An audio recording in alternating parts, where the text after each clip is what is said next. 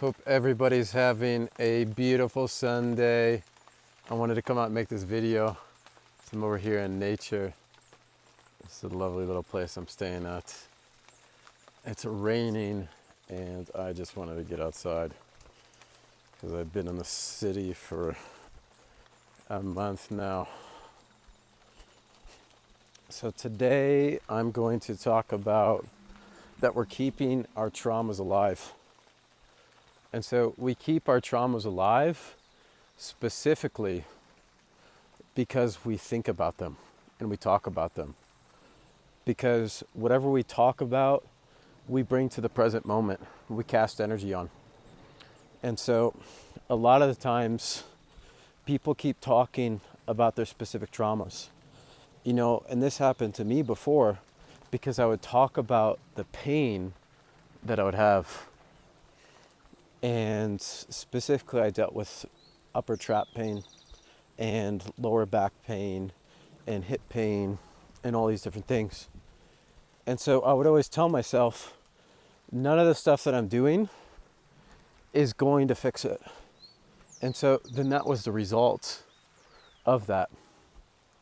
Anything that I would try and attempt to resolve my pains, it wouldn't be fixed because I had this story that I can't let go of this pain.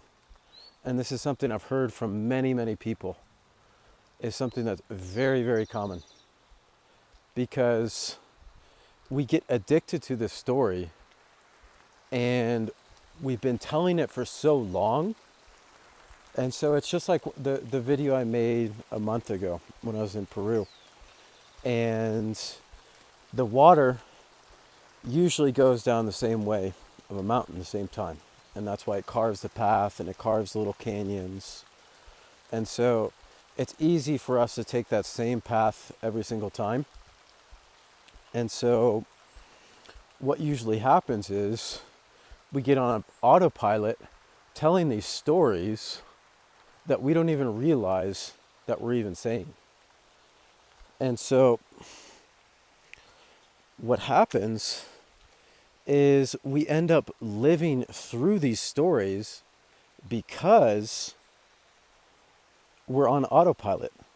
We're the water that's going down the stream, going down this path, and we consistently go down it because it's stuff that we think about all the time. It's stuff that we're used to living. And so the water follows the same path. Our mind follows the same path. You know, thoughts are like currents. And so they can run. Looks like I can't go any further here. I guess I could, but our thoughts are like currents. And so they can run away. And so we have this here, this little fountain. And so the water has a set path for it. And so just like our thoughts, we're the ones that are building these structures that our thoughts run down. And so what happens over time, it just becomes so easy for us to go down the same paths. I love being in nature again. I feel literally recharged. Literally recharged. But, you know, I used to have so many stories. You know, and this goes with ADHD, this goes with the depression, this goes with the anxiety, this goes for whatever trauma. You know, whatever trauma you have dealt with in the past, you know, specifically, and this deals a lot with, you know, abuse, narcissistic relationships, family members, parents. Oh, my mom was always like this to me and she was narcissistic. And so that's why I attract narcissistic people. Or my dad, you know, would always criticize me, so I couldn't be myself, and so I don't feel safe. And so you live from that space continuously because you tell that story. And I've heard so many of these same stories again, and it's because, oh, this person in the past, this relationship in the past, this event that happened in the past is the reason why I feel this thing in the moment. And so that energy current that we're bringing into the present moment is literally causing us to feel that. And it's expressed through our thoughts. Because everything comes through the mental body. And so, gracias. And so everything comes through the mental body. And so our expressions of our thoughts and our patterns and everything that's happened in the past is history. But right now is the present. But we bring all those things with us like luggage to the current moment. And so what happens is we start to get weighed down by what we're carrying. And so I see a lot of people that have pain in their upper back and their trapezius, a lot of the neck pain, a lot of lower back pain. And so those specifically deal with these types of things that we're carrying.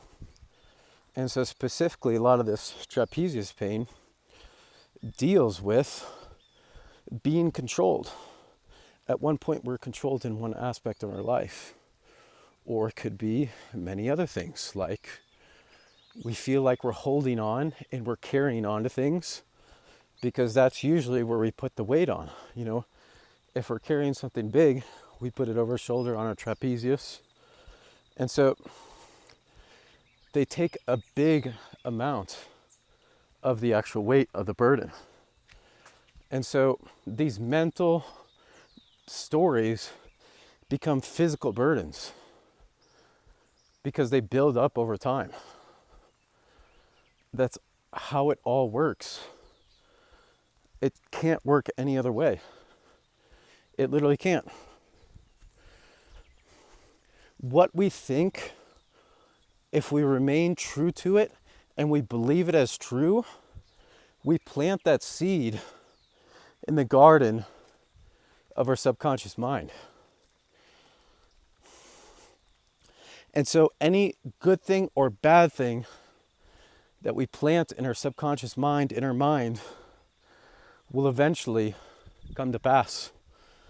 And so if we have these stories that we're bringing to the current moment,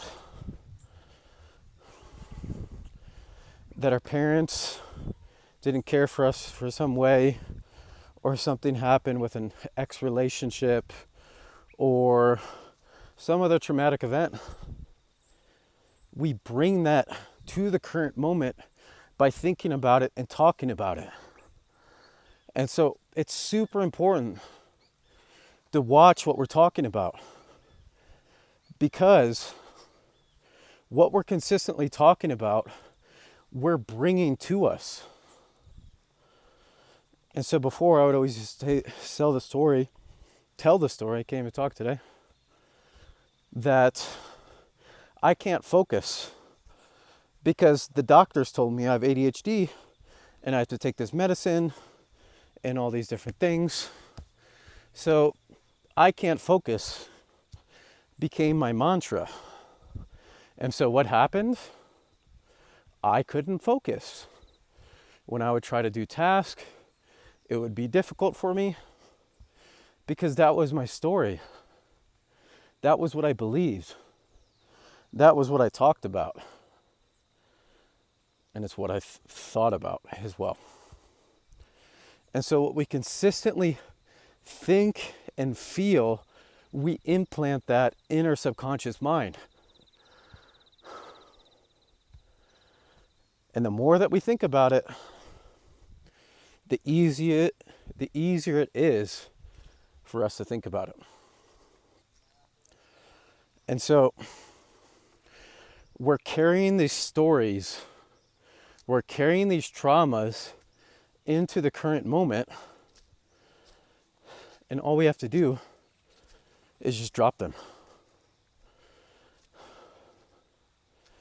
And so the more that we try to do something, the harder it becomes. And so this is why breath work is so critical, because we're used to these certain thinking patterns. We're trapped in our mental body, which is our mind, and we can't turn it off. And so we're running these cycles. And when we run these cycles, it's hard to stop them. They've garnered momentum. And because of that, it just keeps rolling on. Just like the water down the mountain. Keeps going down the same path. So this isn't about think better and then just everything will be fine. Because we don't have to force it. But what we do have to do is we have to change our state. And we have to be able to turn off our mind so that we don't identify with these stories. Because we think about them and then we identify with them and then we feel the same old feelings again. And it's just this awful cycle.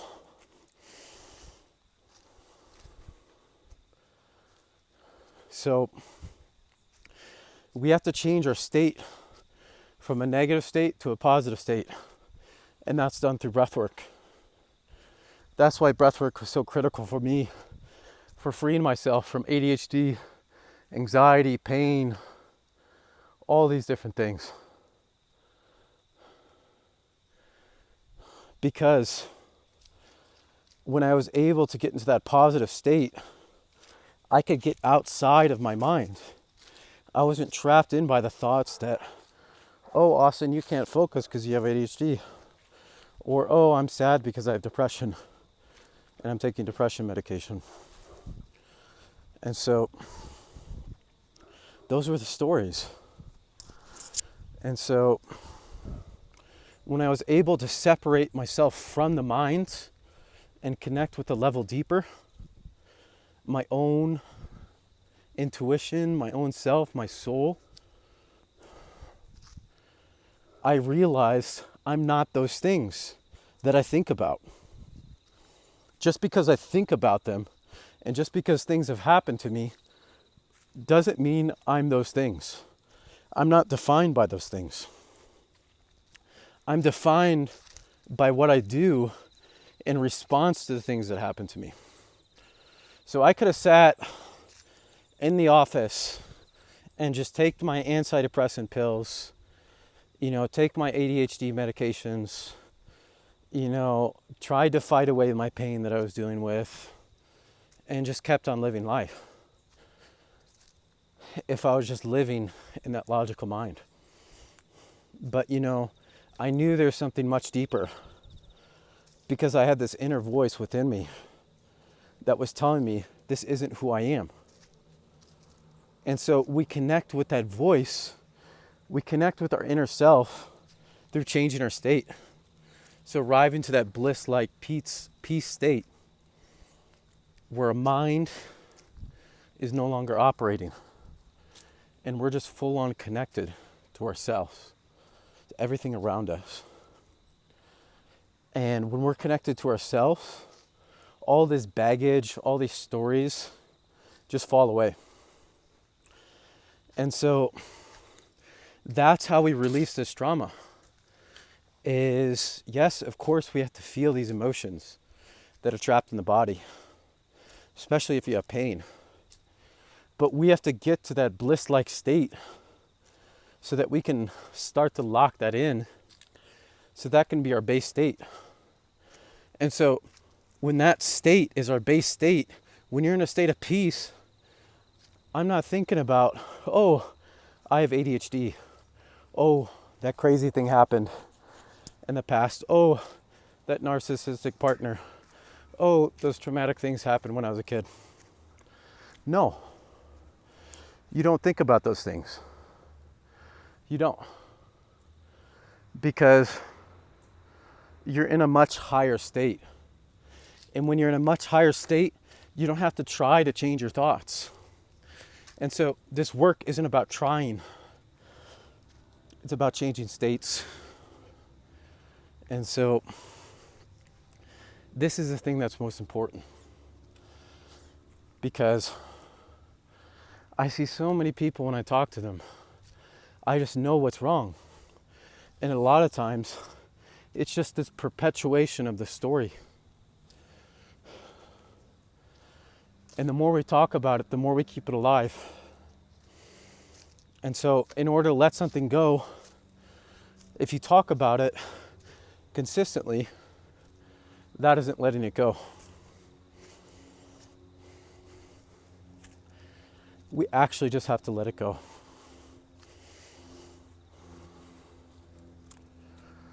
You know, if it enters in our conscious mind, so be it.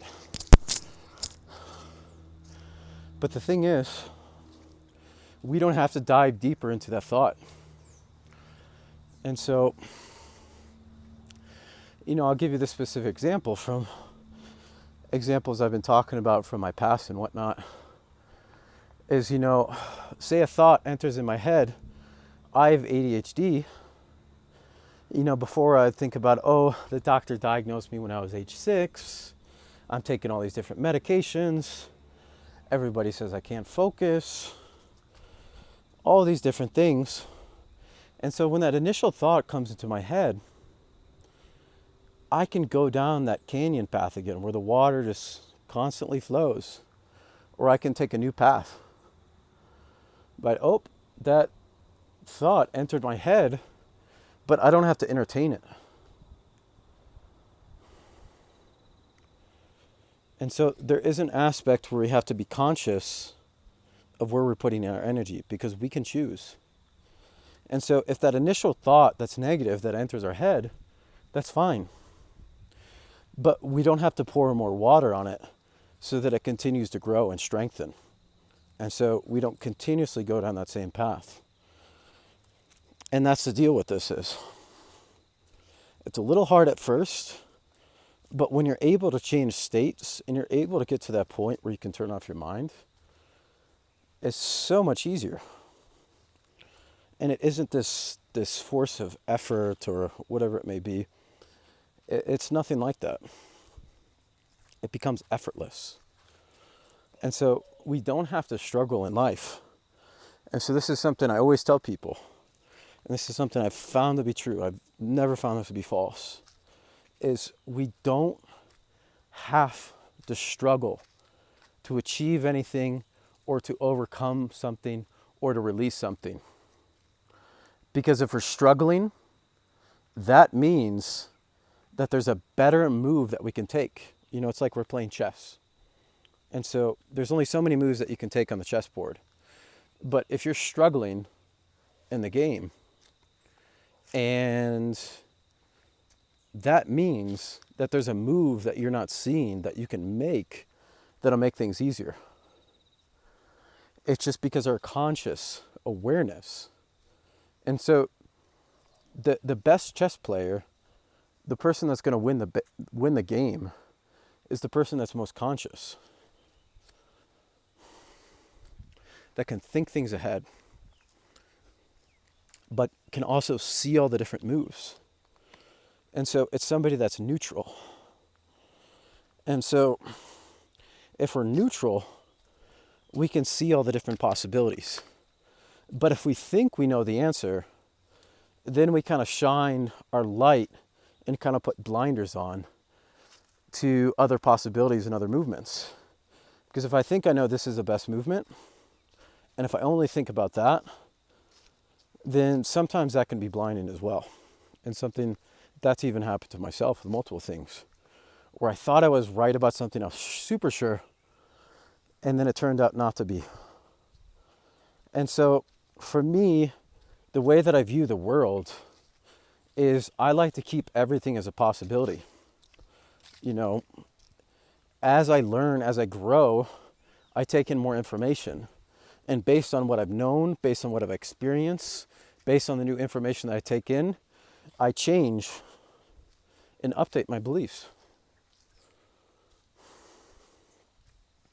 But anyway, I digress. Is if we're living in a story, if you notice you have repetitive thoughts, if you notice you're talking about the same things, if you notice you're talking about the same pains, it means we're holding on to these stories and these traumas and these burdens, and that we're keeping them alive. So it's time to ask ourselves, are we ready to let this thing go? Because a lot of us aren't. Because we do things that serve us. We have a belief and we do that thing because we believe it serves us in some manner. And so that's the reality of this. Everything we do because we believe it serves us in some manner. Because if not, we wouldn't do it. And so this is where we start going down this road of unconscious belief, unconscious patterns. Because if we find ourselves in the same patterns, same situations over and over again, it's like we have an unconscious belief. Or maybe we're conscious of it and we're choosing it because it serves us in some manner. And so, I had somebody ask me yesterday, it was a client that I saw, and she was like, I don't know why I can't attract a relationship. And so she was telling me all about these different partners she's attracting and the way that she's being and all these different things. And she is just herself looking and these other people to fill this void, this pain in her life that she's experiencing. And so what happens is that we're constantly searching outside of ourselves. And so she does it because she has this unconscious belief, if this guy loves me, then that means daddy loved me, and all these different things. And I'll break that down here. It wasn't the clearest of statement. But she had struggled with a controlling father, and he wasn't present. And so because of that lack of presence, she yearned to receive that love from dad. And so that was something that was very normal for her. And so, like I've said in other videos, we repeat these patterns from childhood. And so if that was comfortable for us, that we had somebody that's not present, then that's what we're going to keep attracting. And so that's what she kept on attracting into her life. And she's like, I can't find a relationship, because she was used to that dynamic. And so when a guy would actually show her love, she would actually pull back because she wasn't really used growing up with her father that was absent to her receiving love. And so for her version of love is somebody that's absent and that shows up every once in a while. But when she started to meet partners and people that were there for her consistently, she started to pull back, because for her, her version of love isn't that. And so she starts to distance herself because that's not normal. And so she has this belief about love. And so that's why it's always important to know what's happening in our lives. And from what's happening, me specifically, if somebody tells me their story and what's consistently happening, I can usually find out what the belief is fairly quickly. Because a lot of people just deal with the same types of problems, and I just see them over and over again. And it's fairly common. But everything we do, like I was saying before, we do it because we believe it's good for us in some manner. And so I think the moral of the story is whatever we water will consistently grow. If I'm watering these trees in front of me, they will continue to grow. But if I stop watering them, they'll stop growing. And so that's what we have to do. We have to stop watering these different thoughts. We have to stop watering these different negative aspects in our life. Because if we continue to water them, feed them energy, they will continue to blossom And that applies, like I said before, to the good things and the bad things. And so we just have to figure out what it is that we actually want. And, that's another very common question. What do I actually want to do? What am I actually passionate about? That's definitely a topic for another video. But long story short, for the response to that is we have to connect to ourselves. And so just like this, for these responses of carrying these traumas, these stories, all these different things into the present moment, we have to connect to ourselves. And we connect to ourselves, we drop out of the mind, we experience that sense of peace, that sense of bliss. And so we're no longer trapped by those stories. We're no longer plagued by them. Because if they're not running in our head, they don't exist. Because we can only bring something into existence by thinking about it. And so if we stop thinking about it, it will stop existing. And so that's what I had to do to release my pain. I first had to release those emotions, but then I also had to release what was causing the story and what was causing the buildup of emotions, because pain is just a buildup of emotions. And so, and I'm not talking about, because obviously there's like accidents and stuff and whatnot, and, something that's purely physical. But that's something I'm also exploring with different patients that I'm seeing, is that I'm seeing different accidents and stuff. But, I'll talk about that in a future video. But everything that we pull into our life is because we've watered it at some point. And so we have to let go so that we can allow something new to come into our life. Ooh, interesting. This is a nice pathway. So yeah, we have to let go. Because if we let go, something new can take that thought's place. Something new can take up that energy that was once there before. That negative, stagnant energy, which is just constantly stewing like a pot. Just thinking the same things over and over. And so, in reality, everybody's searching for love, peace, bliss. They're wanting to experience those emotions. But if we're constantly bringing this big sack from the past, we can't do it. We cannot. It's not possible. I've tried it. I suffered for 20 years. Doesn't work. Don't recommend it. And so, I'll sum this up.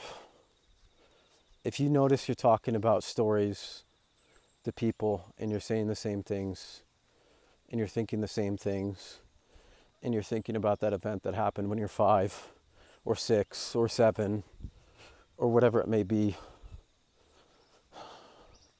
that time when your heart got broke, and you're constantly thinking about it and you're constantly talking about it, that means you're carrying that bag from the past and it's your doing. All the stuff that I had was bad in my life was my fault, but also all the stuff that I have good in my life is my fault. And so that's the reality of this. We have to take ownership for our beliefs, our thinking, what we're seeing in our life, because those are just the results of our thoughts. This is just a beautiful view. Absolutely beautiful. So glad I decided to come out of the city for a few days. Get some contact with nature. I really needed to get out. I was feeling super, super sick. And, I'm just already here for a couple hours and I'm feeling super recharged and I feel vital and full of energy again. And this is the healing that I needed. And so, I was constantly doing the same things, but it wasn't really helping me, get over that sickness that I was dealing with. Because I was doing all the usual things that I would usually do, but it wasn't working. And so that was an aspect where I was just like, oh, I'm constantly going down the same path. And so it's time for me to change something. And so this little break will be good for a little bit before I start seeing patients again.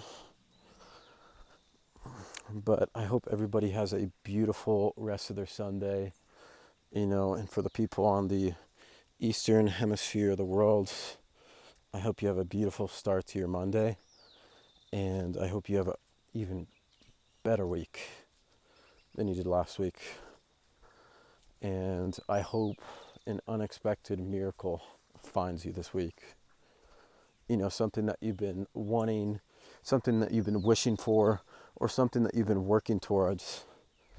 I hope that it may find you this week. And if it does, I'd love to hear about it. Let me know. Peace and love, y'all.